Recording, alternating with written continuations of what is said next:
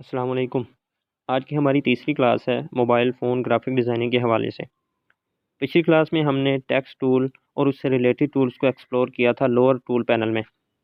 आज हम lower tool panel से ही कुछ दीगर टूल्स को एक्सप्लोर करेंगे। कौन कौन से टूल हमने आज एक्सप्लोर करने हैं, आइए देखते हैं।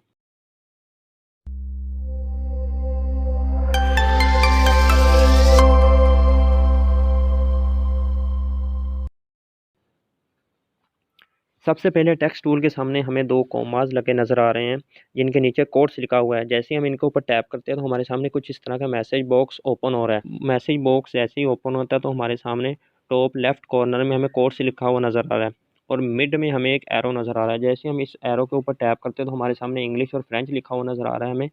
हम इसमें से जो सी मर्ज़ी लैंग्वेज को सिलेक्ट करके उस लैंग्वेज में कोट्स ले सकते हैं। उसके बाद आगे हमें टॉप राइट कॉर्नर में एक एरो नज़र आ रहा है। जैसे ही मैं उसके ऊपर टैप करता हूँ तो हमारे सामने कुछ इस तरह की कैटेगरी शो हो रही हैं। हम जो सी मर्ज़ी कैटेगरी को सिलेक्ट करके उस कैटेगरी में से हम कोई भी कोट्स उठा सकते हैं। सिंपली मैं उस कोट्स उन कोट्स में से किसी एक कोट के ऊपर टैप करूँगा तो ये देखें, वो कोर्स ऑटोमेटिकली हमारे प्रोजेक्ट में ऐड हो चुका है। मैं इसे सिंपली यहाँ से डिलीट कर रहा हूँ। उसके बाद हमारे पास नीचे ए के साथ हेक्सागोन की शक्ल में एक टूल शो हो रहा है। जैसे मैं इसके ऊपर टैप करता हूँ तो हमारे सामने कुछ मज़ीद टूल्स ओपन हो रहे हैं। सबसे लास्ट में हमारे पास जो शो हो रहा है लेफ्ट हैंड में, वो है स्टिकर्स का। इसके ऊपर जैसे मैं टैप कर रहा हूँ तो हमारे सामने 3 बॉक्स ओपन हुए हैं। सबसे फर्स्ट बॉक्स में लेफ्ट हैंड पे हमारे पास जो स्टिकर हैं वो हमें शो हो रहे हैं।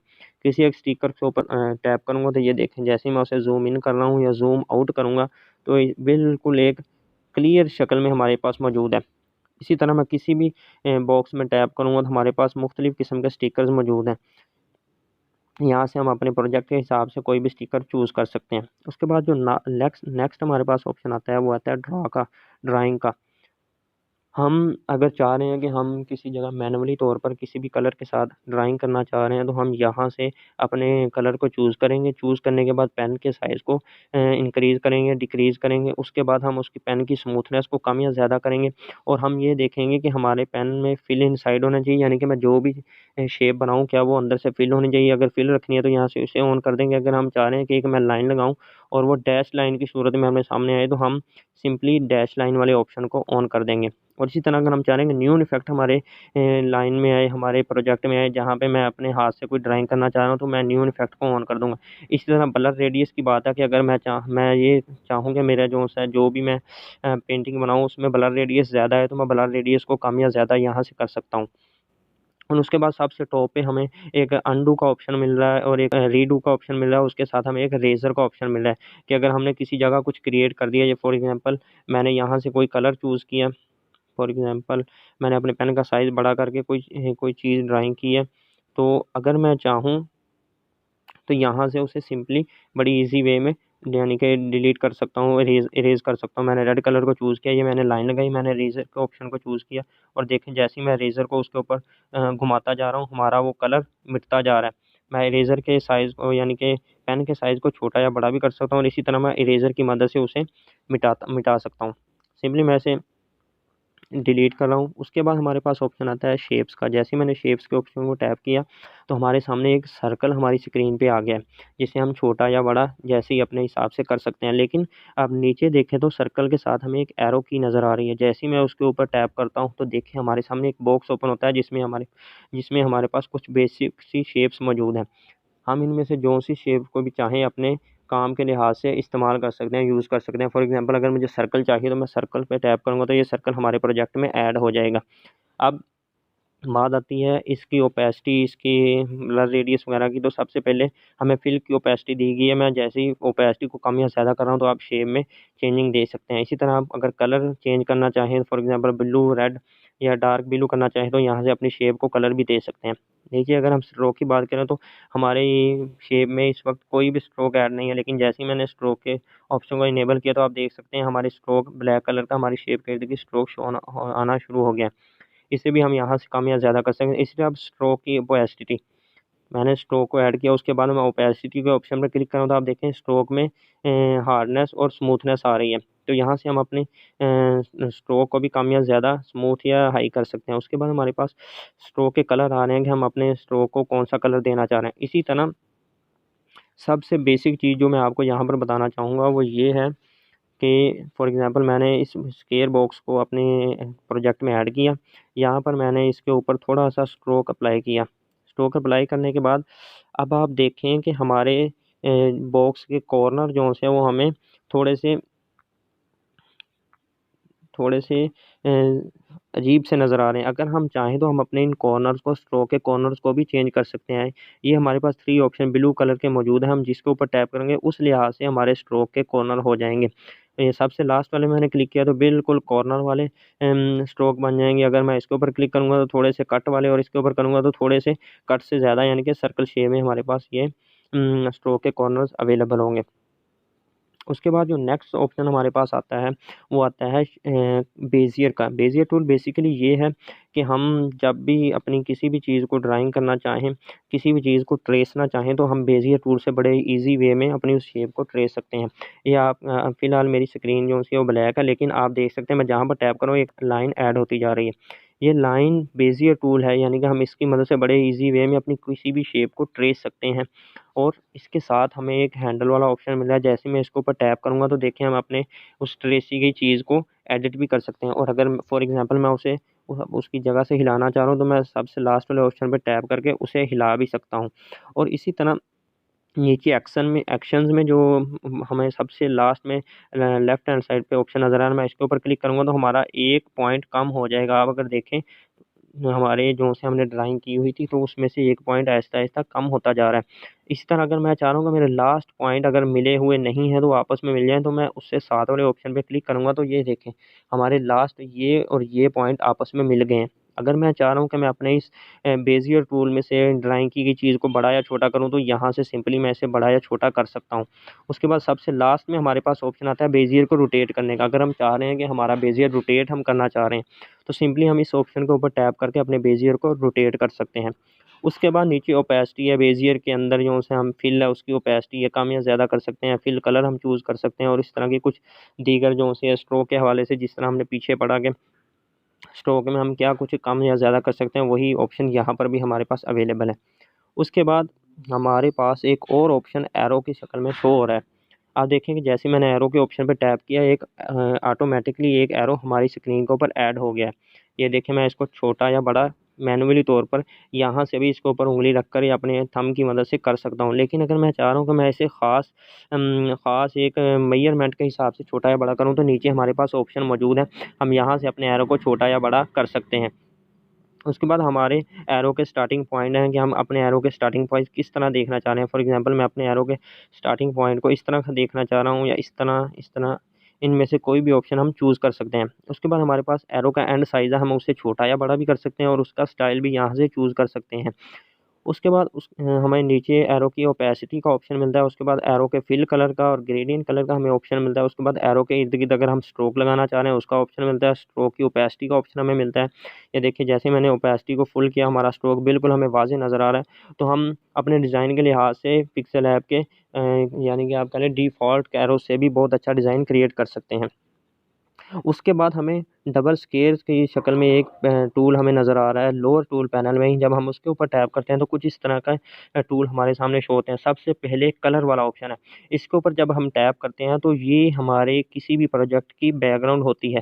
फॉर एग्ज़ाम्पल मैंने वाइट पे टैप किया तो हमारी स्क्रीन बिल्कुल वाइट होगी। अगर मैं रेड पे टैप करूँगा हमारी स्क्रीन रेड हो जाएगी, ब्लू पे तो ब्लू हो जाएगी। तो यहाँ से हम ग्रेडिएंट या किसी भी सॉलिड कलर को अपने प्रोजेक्ट में अप्लाई कर सकते हैं। उसके बाद हमारे पास साथ में ऑप्शन ट्रांसपेरेंट ऑप्शन नज़र आ रहा है। इसको ये देखें ट्रांसपेरेंट का ऑप्शन है। इसके ऊपर जैसे ही हम टैप करेंगे तो हमारा प्रोजेक्ट बिल्कुल ट्रांसपेरेंट हो जाएगा। ये देखें, मैं दोबारा इसको अंडू कर रहा हूँ। अंडू करने के बाद आपको इस बात की समझ लग जानी चाहिए कि अगर हम अपने मोबाइल फ़ोन में किसी भी ऐसी चीज़ को क्रिएट कर रहे हैं कि जिसका हम बैकग्राउंड नहीं चाहते, तो हम ट्रांसपेरेंट के ऑप्शन पे टैप करके उस चीज़ को सेव कर लेंगे।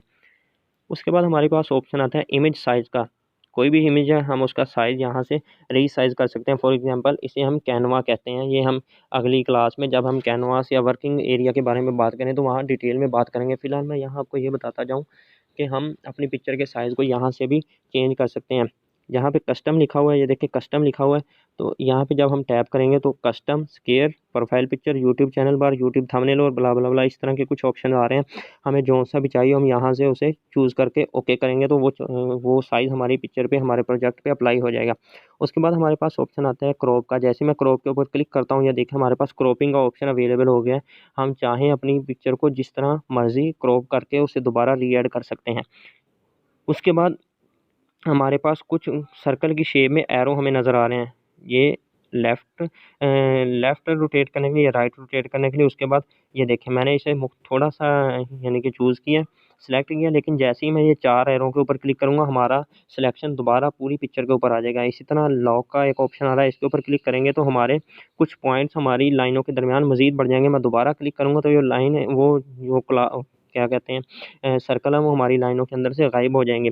तो यहाँ हम अपनी पिक्चर को बिल्कुल ईज़ी वे में भी सिलेक्ट कर सकते हैं। लास्ट में हमारे पास सर्कल का ऑप्शन आ रहा है, हम सर्कल वे में भी अपनी पिक्चर को चूज़ कर सकते हैं।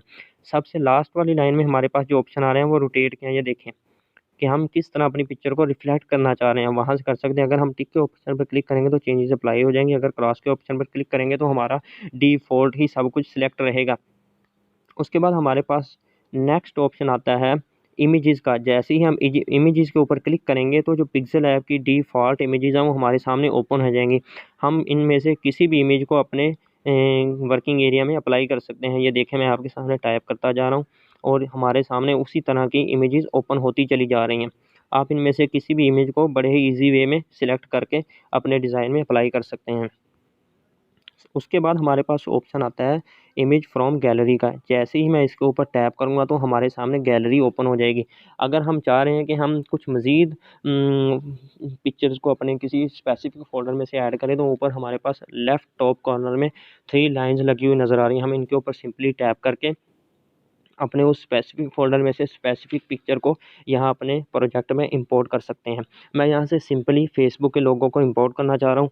ये सेटिंग हमने पहले पढ़ ली है, मैं ओके कर रहा हूँ। ये पूरे का पूरा बैकग्राउंड हमारे यहाँ पर आ चुका है। अगर मैं अनडू करना चाहूँ तो यहाँ पर एक कर्व एरो का साइन हमारे पास मौजूद है, इसके ऊपर सिंपली टैप करके हम अनडू कर सकते हैं। लास्ट में हमारे पास फ्रॉम कैमरा का ऑप्शन आ रहा है। जब हम इसके ऊपर टैप करेंगे तो हमारे सामने लाइव कैमरा ऑन हो जाएगा। हम चाहें तो बिल्कुल लाइव अपनी पिक्चर को कैप्चर करके भी अपने प्रोजेक्ट में इस्तेमाल कर सकते हैं, यूज़ कर सकते हैं। सबसे लास्ट में हमारे पास एक लाइन है, उसके ऊपर जिस तरह लाइट लगी होती है ये ऑप्शन आ रहा है। जैसे ही मैं इसके ऊपर टैप करूँगा तो हमारे पास कुछ इस तरह के ऑप्शन शो हो जाएँगे। सबसे पहले रोटेट का ऑप्शन है, इसके बारे में हमें डिटेल में जानने की ज़रूरत है। उसके बाद विग्नेट नामी एक ऑप्शन है, इसके ऊपर जैसे ही मैं टैप करूँगा, इसे इनेबल करूँगा तो आप देखें मेरे प्रोजेक्ट के चारों कॉर्नर्स पे एक स्याह सी लाइट आ गई है, काला-काला सा आप कह लें कि शैडो शो हो रहा है। इसे मैं कम या ज़्यादा नीचे अल्फ़ा से कर सकता हूँ। उसके बाद अपने शैडो के कलर को चूज़ कर सकता हूँ, रेड, ब्लू, ब्लैक जो-सा भी चाहूँ यहाँ से अपने शैडो को उसको कर सकता हूँ। उसके बाद इसे मैं फ़िलहाल डिसेबल कर रहा हूँ।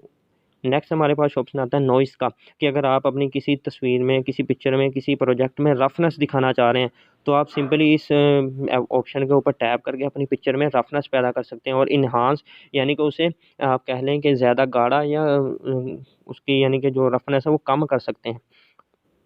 नेक्स्ट ऑप्शन हमारे पास आता है स्ट्राइप्स का। जैसे ही हम इस ऑप्शन को ओके करेंगे तो हमारी स्क्रीन के ऊपर हमारे प्रोजेक्ट में लाइनें सी लग जाएँगी। हल्की-हल्की सी लाइनें आप देख सकते हैं हमारे प्रोजेक्ट में लाइनें हल्की-हल्की लगी हैं। हम इसे अल्फ़ा का ऑप्शन यूज़ करते हुए कम या ज़्यादा कर सकते हैं। उसके बाद हमारे पास रिपीट का ऑप्शन है कि हम अपने प्रोजेक्ट में इन लाइनों को ज़्यादा दिखाना चाह रहे हैं या कम दिखाना चाह रहे हैं, तो हम रिपीट के ऑप्शन पे टैप करके इन लाइनों को कम या ज़्यादा कर सकते हैं। उसके बाद हमारे पास ऑप्शन आता है ब्राइटनेस का। तो हम अपनी पिक्चर की ब्राइटनेस को कम या ज़्यादा यहाँ से बड़े ही ईज़ी वे में कर सकते हैं।